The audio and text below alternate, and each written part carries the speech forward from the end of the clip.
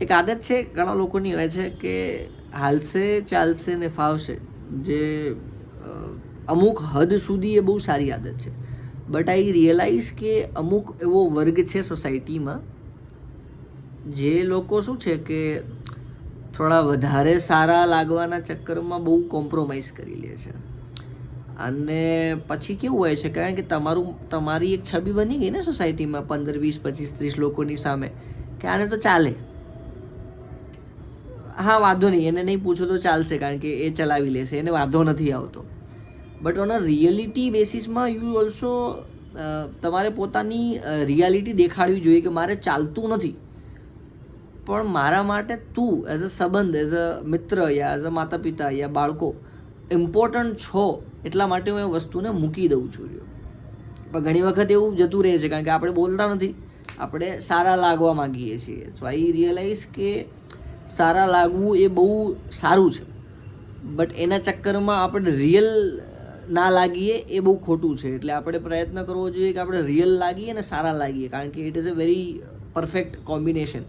લોકો સારા લાગવામાં બધું ખોટું બોલે કે હા હા ચાલશે ચાલશે, મને ફાવશે, પછી ભલે અંદર પરેશાન થતા હોય.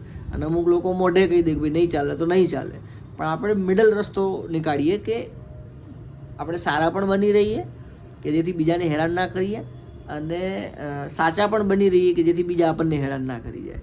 તો મૂળ મુદ્દાની વાત એ છે કે એક એવો વર્ગ છે કે જે સારું લગાડવાના ચક્કરમાં પોતાની જાતને મારી નાખે છે, દુઃખી થાય છે, અને એનો એ જ ગુસ્સો છે ને બીજી જગ્યાએ જાય છે, સમજ્યા? એટલે જે આપણા કરતાં મોટું છે, આપણે જેને માન સન્માન આપીએ છીએ, એમના ચક્કરમાં આપણે વસ્તુ જવા દીધી, આપણે હેરાન થઈ ગયા, અને પછી આપણી નીચે છે એ બીજાને કરી દીધું.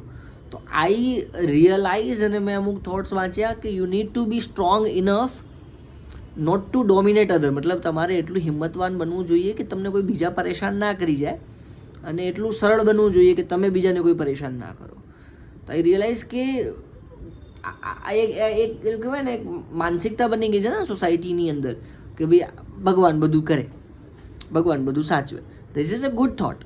સમર્પણનો ભાવ હોય, વાત બરાબર છે, પણ you also need to take care of your self ના. કંઈક ખોટું થઈ રહ્યું છે તો તમે એમ કહો કે ના ના એ તો ચાલશે, એ તો હવે જે થશે જોયું જશે. સો આઈ પર્સનલી ફીલ કે જ્યાં ખોટું થઈ રહ્યું છે ને તમે બોલી શકો એમ છો તો યુ શુડ સ્પીક. કારણ કે કદાચ તમને એ જે દેખાઈ રહ્યું છે કે જે ખોટું થઈ રહ્યું છે, હુ નોઝ કે ભગવાન તમારા થ્રુ એ વસ્તુ કામ કરાવવા માંગે છે. તો ઘણી વખત એ ભગવાન થાય એ જોયું જશે એ સેન્ટેન્સ આપણે કાયરતા અને કોઈ કામ ન કરવા માટે વાપરી લેતા હોઈએ છીએ. ડેફિનેટલી બધી વસ્તુ તમારા હાથમાં નથી, તમે ગમે તેટલી મહેનત કરો પણ તમારા હાથમાં અમુક વસ્તુઓ નથી. દેટ આઈ રિયલાઇઝ કે અસ્તિત્વના અમુક નિયમો છે, હે ને? પણ એ પણ વસ્તુ છે કે ખાલી એના હાથમાં એ નથી, it is an combination, it is સહઅસ્તિત્વ. તો આઈ રિયલાઇઝ કે ખાલી એના હાથમાં છે એ કરીને આપણે હાથ બેસીને મતલબ બેઠા રહીએ એ ના ચાલે.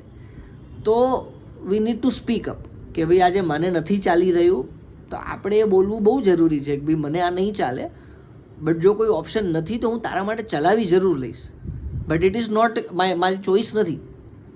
એ ક્લિયરિટી હોવી બહુ જ જરૂરી છે. કારણ કે કેવી વસ્તુઓ છે કે કારણ કે સામેવાળાના મગજમાં એ વસ્તુ ઇનડાયરેક્ટલી જતી રહે છે ને કે ચાલે છે એને, it is her or his choice. પછી શું થાય છે 4-5 વર્ષ પછી, 10 વર્ષ પછી આવી રીતના મિત્રોમાં, સંબંધોમાં ગમે તે એવું થાય છે કે તારા માટે મેં આટલું